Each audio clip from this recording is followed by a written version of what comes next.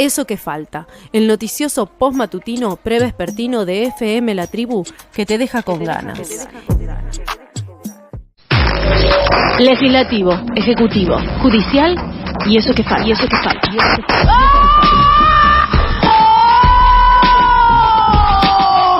El cuarto poder.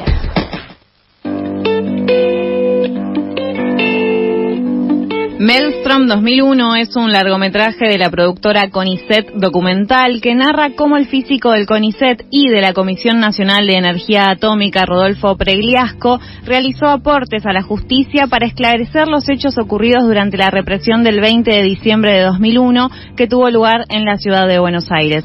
Este lunes en La Tribu les decíamos antes que proyectaremos este documental y luego realizaremos un conversatorio tanto con su director como con el mapa de la policía y revista Crisis. Estamos por ello en comunicación con el director Juan Polio y la película, volvemos a decir, es Maelstrom 2001. Hola Juan, ¿cómo estás? Te saluda Mailén desde Eso que Falta.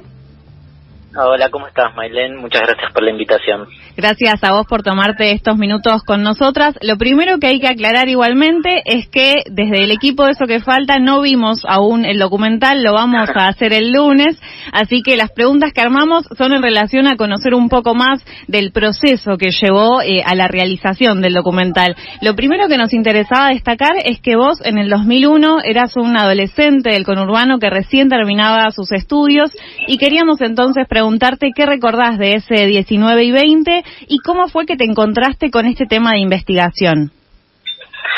Mira, sí, yo tenía 17 años, en diciembre del 2001, estaba terminando la escuela y me acuerdo, bueno, obviamente de todos esos años, la efervescencia social post-corralito, a nivel familiar también ya nos había pegado la crisis, mi viejo estaba sin laburo desde fines del 99 más o menos. Sí, en una aerolínea trabajaba tu papá. Lo tenía bastante presente en cuanto al contexto social y lo que pasaba en mi barrio. Yo soy de Banfield y también fui a una escuela pública, estaba terminando la escuela, la secundaria, y bueno, la crisis era algo que nos atravesaba a todos y todas mis compañeros en ese momento, digamos. Uh-huh. ¿Cómo fue que te encontraste con todo esto, todo este material que es un montón para comenzar la investigación? Mira, te cuento cómo se generó el proyecto de la película. Fue bastante apareciendo y revelándose a lo largo que empezamos. Yo hace varios años dirijo documentales para CONICET Documental, que es la productora del CONICET, que hacemos productos de divulgación científica. La productora existe hace unos 12 años más o menos, y bueno, nos encargamos de buscar formatos para lo que quiera comunicar el CONICET, de acuerdo a lo que proyecte para cada año o a los temas de mayor interés, ¿no?, de agenda. Y bueno, el CONICET tiene un programa, que es el Programa Nacional de Ciencia y Justicia, que justamente lo que hace es transferir, digamos, conocimiento de investigadoras e investigadores al sistema judicial, ¿no?, para que puedan realizar con sus investigaciones aportes, ya sea a causas en particular o a pensar el sistema judicial en general, o cualquier requerimiento que tenga el sistema, ¿no?, sí, que pueda aportar. Entonces, investigando un poco en lo que hacía el programa, que lo que quería el CONICET era tratar de comunicar lo que hacía desde el programa y cómo aportaba a la justicia, empezamos a trabajar y a investigar en qué causas judiciales habían participado diferentes investigadores e investigadoras de CONICET. Uh-huh. Entonces no sabíamos sobre qué podía ser el proyecto. Primero no sabíamos si podía ser una serie, si podía ser un largometraje, una película. La idea del largometraje no estaba bastante presente, era más la idea de por ahí trabajar con diferentes casos y hacer una serie. Uh-huh. Pero bueno, cuando empezamos a investigar y nos dimos con el caso de Rodolfo Willy Pregliasco, sí, y la causa del 20 de diciembre de 2001, ahí empezó a aparecer la idea de un proyecto más extenso, particularmente centrado en esa causa, por varios motivos. Una, estábamos cerca del 20 aniversario en ese momento. Uh-huh. Nosotros empezamos a trabajar a principios del 2020 con la investigación, cuando ya dijimos, bueno, va a ser este nuestro proyecto, o este tema, que la causa, y el peritaje que había hecho Willy. Sí.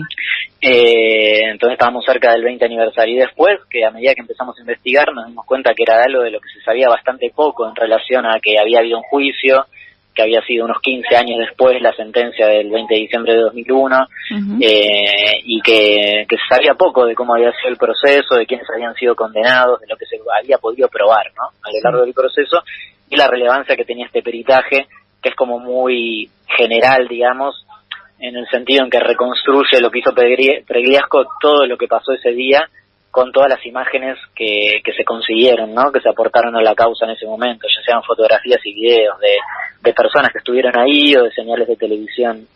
Entonces ese fue un poco el inicio del recorrido, y después empezar a investigar, obviamente, leer la causa, tener acceso a los testimonios, digamos, de las personas que habían participado, de los fiscales, de los abogados de las querellas, que representaron a las familias, de las víctimas, y bueno, y hablar con Willy también, y ir conociendo cómo había sido su abordaje en esta causa, que fue muy muy interesante. ¿Qué complejidades o desafíos encontraste en el momento de poder plasmar la investigación de un físico en una película? Más allá de que, digamos, todo el sostén, o la mayoría del sostén es algo audiovisual que uno cree que tal vez es más fácil, ¿no?, en términos de cómo sería abordar la física, pero contanos vos qué sensaciones, qué complejidades encontraste. Mira, sí, de lo que mencionás, lo interesante era que algo que también nos impulsó a hacer este proyecto es que ya el peritaje tenía esta cosa audiovisual, ¿no? Trabajar con imágenes y videos, ¿no? Entonces ya la idea de trabajar con esos materiales volvía más factible o más interesante la idea de trabajar haciendo una película o un proyecto audiovisual. Sí. La complejidad era que era un montón de material, digamos, solo la sentencia del juicio, que llevó como 15 años desde que se inició la causa, tenía 3.600 páginas, ¿no? Y después la causa eran fojas y fojas de expedientes. Entonces, entender primero quiénes eran los que participaban, cómo había funcionado ese día, los funcionarios policiales, digamos, bueno, todo eso fue muy muy complejo de entender, ¿no? A partir de lo que reflejaba el juicio. Y bueno, primero entender, saber, digamos, qué preguntas hacer, dónde estaban las claves para poder narrarlo, ¿no?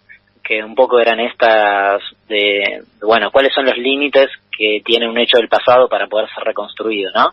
Sí. Entonces esa era una de las claves para abordarlo, ¿no? Uno puede buscar, pero bueno, hay piezas que faltan y van a faltar siempre, ¿no? Entonces siempre esa reconstrucción es fragmentaria. Sí. Entonces el volumen de material era algo difícil, porque no solo estaba el expediente, sino estaban las horas de video, que eran como 350 horas, que por supuesto lo que había hecho Willy con su equipo era de mucha ayuda, porque nosotros ya teníamos el programa funcionando, digamos, con todo ese material que estaba en un disco duro que tenía él, las fotografías y los archivos de video. Entonces uno podía ver y probar cómo funcionaba, ¿no? Y él tenía unas planillas de Excel muy extensas donde se describía cada pieza de video, como una especie de desglose minuto por minuto de las cosas más relevantes, y diferentes gráficos, obviamente, que fueron los que se presentaron en el peritaje durante el juicio.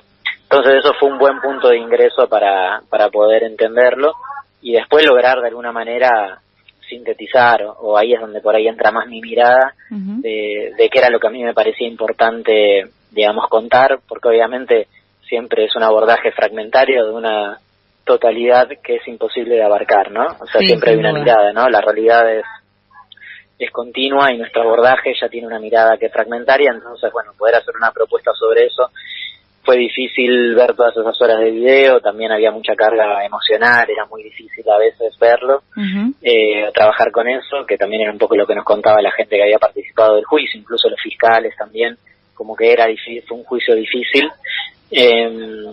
Y después, bueno, el primer corte de la película duraba 5 horas y media, ponele. Entonces llegar a una película de 2 horas aproximadamente fue también uno de los grandes desafíos. ¿Cómo fue para poder narrarlo, ¿no? Claro, ¿cómo fue en ese sentido el trabajo de guión? Es decir, ¿qué te pusiste de límites, hablando, ¿no?, de este fraccionamiento obvio que hay que hacer cuando uno intenta hacer un recorrido histórico? ¿Qué te planteaste? ¿Dijiste dónde empiezo y dónde termino, o en quiénes o en dónde, digamos? ¿Cuál fue ahí la elección tomada? Mira, a nosotros lo que nos interesaba era, habiendo pasado tanto tiempo, y siendo algo que nos atravesó como sociedad, ¿no? Y parte de nuestra historia, ¿no? Del archivo histórico, era tratar de ser lo más claros posible, digamos, ¿no? O sea, que quedara claro qué era lo que había podido el juicio probar con las herramientas que se tuvieron, de las cuales el peritaje era un eje central, ¿no? De Pregliasco. Entonces lo que hicimos como prioridad fue tratar de reconstruir cronológicamente ese día, desde que arrancó el 20 de diciembre con los primeros manifestantes en la plaza a la mañana, que eran en realidad los que habían quedado de la noche del 19, y después los que se volvieron a sumar a partir de las 8 de la mañana, hasta las últimas horas de la noche de ese día, y poder reconstruir lo más detalladamente posible a nivel de imágenes, ¿no? Cómo se había podido lograr hacer en el juicio, cómo se fue desarrollando ese día, cuáles fueron los movimientos del operativo policial, de los manifestantes, las órdenes que se dieron, ¿no? Empezamos a cruzar un montón de materiales que excedían al peritaje de Pregliasco, que eso era lo interesante de hacer una película también sobre esto, es que un perito, y en este caso bueno, fuimos aprendiendo a medida de hacerla, a lo largo de hacer la película, solo ve una parte muy fragmentaria de todo un proceso judicial, ¿no? Hace lo que le encomendaron, que es ordenar mediante diferentes herramientas este material, que sobre todo lo que Pregliasco utilizó fueron las sombras proyectadas de los elementos que aparecían en las imágenes, porque eso permitía hacer diferentes cálculos y establecer el horario en que habían sido tomadas las imágenes, por lo tanto el horario en que habían sucedido esos hechos. Pensemos, hace más de 20 años no había celulares, recién estaban llegando las primeras cámaras fotográficas digitales, que todavía las tenían muy pocas personas, la mayoría eran VHS, Betacam, materiales analógicos, digamos, algo de mini DV, pero muy poco, que en general no tenían el horario, no había una referencia. Hoy sacamos una foto con el celu y tenemos horario y posición geográfica, ¿no? O sea, una geolocalización. Eso no pasaba, entonces él tenía ese saber, ¿no? Y ese detalle. Ahora, a eso, en el juicio, que es lo interesante de poder contar el juicio también como protagonista, se le fueron sumando un montón de otras evidencias, ¿no? Cuando vos a ese panóptico le sumás lo que vivieron los testigos que estuvieron ahí, las radios policiales a las que tuvimos acceso, de las comunicaciones durante ese día mientras los hechos van pasando, y vos podés atravesar las imágenes con toda esa información, bueno, se arma otra cosa, ¿no? Uno puede entender con mayor detalle cómo se reconstruyó ese día. Entonces, ese fue como el objetivo, ser claros y poder mostrar lo que pasó ese día con el mayor detalle posible a partir de las herramientas y las evidencias que hubo en el juicio, ¿no?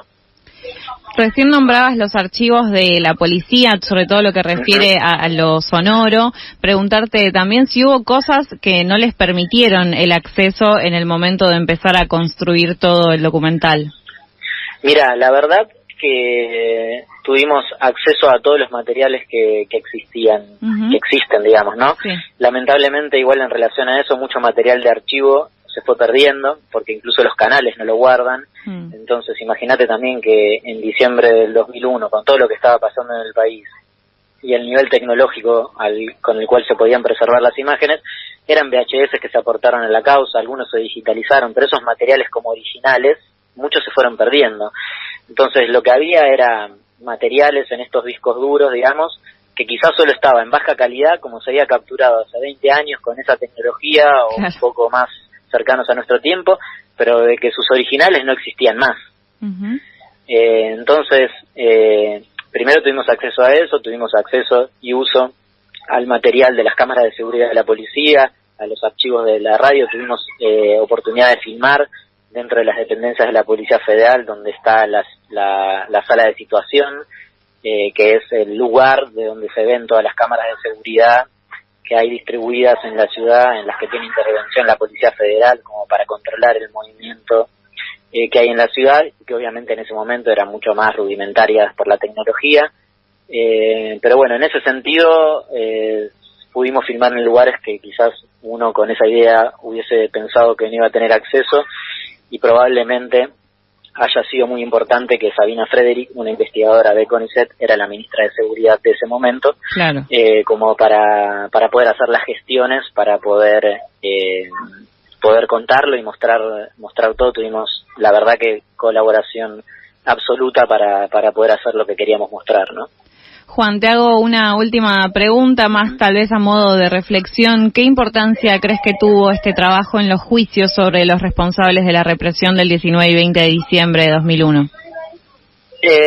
Mira, no sé si el documental, me parece que la relevancia de hacer un documental así para nosotros desde CONICET es obviamente mostrar las herramientas que pone a disposición del CONICET para construir tanto bienes materiales como simbólicos, ¿no? Porque por un lado acá tenés herramientas materiales, que son las de la física, que elaboran un programa sobre el cual se pueden ordenar un montón de evidencias, y después, como material simbólico, como producción simbólica, la de poder reconstruir nuestra historia reciente, ¿no? Uh-huh. Una historia reciente de la que sabíamos poco en general por lo que íbamos averiguando del juicio, y acceder a las imágenes del juicio filmado también fue algo que no teníamos tan claro al principio, porque sabíamos que las habíamos filmado, pero dónde estaban guardadas, no sabíamos en qué calidad. Entonces todo eso fue algo que escribimos un guión que me preguntabas antes, pensando en que eso lo íbamos a poder usar, pero era un potencial, y eso se fue encontrando a medida que fuimos filmando la película y haciéndola. Si no, nuestro proyecto hubiese cambiado radicalmente, hubiésemos tenido que buscar otra forma de hacerlo. En lo que vos decías en relación al acceso a esos materiales, el CONICET, a través de su departamento de jurídicos, presentó un pedido para poder acceder a esas imágenes, digamos, las que estaban dentro de la causa, y bueno, parte de la defensa de los imputados intentó impedirlo, pero el juez nos permitió acceder a esas imágenes, un poco aduciendo que eran parte de nuestra historia, digamos, claro, ¿no? Y que era necesario usarlas y mantenerlas, digamos, como vivas. Entonces, de hacer un documental así, me parece que esas imágenes sigan circulando, ¿no? Me parece que las imágenes son algo ambiguo, a las que se le pueden volver a hacer preguntas diferentes, de diferentes lugares. No las mismas que les hicimos hace 10 años, en el momento en que estaban pasando, sino otras, y que seguramente tengan otras respuestas para esas preguntas que nos hacemos hoy, tantos años después, que nos permiten seguir pensando sobre lo que pasó, sobre lo que queremos que no vuelva a pasar, digamos. Entonces me parece que hay un montón de aristas que depende de dónde venga cada espectador, de lo que le interesa a cada uno, puede tomar como algo que la película le puede dejar, ¿no? Obviamente todas las proyecciones fueron muy emotivas porque era imposible no encontrarse con alguien en cualquier lugar, incluso en provincias, que diga, yo estuve en esa plaza ese día, digamos, ¿no? Sí. Que también la película tiene testimonios de los testigos que cuentan lo que sentían y por qué fueron ese día a la plaza, digamos, ¿no? Entonces uno puede armar como ese rompecabezas de nuestra historia y profundizar un poco más sobre qué somos, digamos, y cómo es nuestro presente. Siempre me parece que hay un valor ahí, aparte obviamente del aporte que tiene el CONICET para brindar herramientas para todo este tipo de cosas. Juan, te agradecemos mucho por estos minutos con nosotras y nos encontramos el lunes para seguir haciéndonos preguntas. Dale, todos invitados, invitadas para charlar ahí post proyección, así que no la spoileamos, eso está bueno, así que la pueden ir a ver y charlamos sobre lo que les parezca la peli cuando estemos ahí. Te mandamos un abrazo, muchas gracias. Así pasaba Juan Polio, director de Maelstrom 2001, un documental que proyectaremos este lunes a partir de las 19 horas aquí en Lambaré 873, la casita con parlantes de FM La Tribu.